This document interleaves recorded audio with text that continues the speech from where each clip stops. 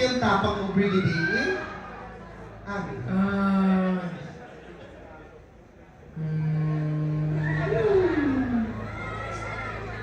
Hindi, pero kahit ako natawa ko dun sa, ano niya, sa Snatch election campaign video niya. Pero sa runway, hindi masyado. Kasi parang I heard, mas marami ding naging critic si si Edwards dun sa look niya. Hindi maintindihan kung yun ay may pakpak or what. Basta medyo magulo yung critic sa kanya sa runway niya. Pero, hands down sa Snatch campaign video niya, maganda talaga.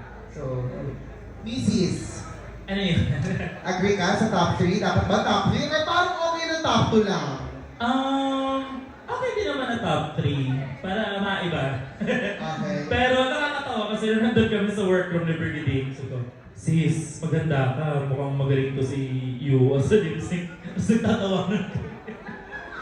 Tapos biglang tinalo kami. Tama! O diba? Sige, sabi ko, maganda ka. What? Okay.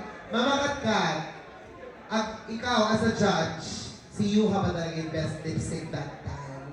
If you're not comfortable answering that, okay lang ma. So, pag di mo sila tilo sa alam natin sa I do believe in the saying that if you don't have nothing good to say, shut the fuck up. So, that's it. Ayoko na lang magsalita.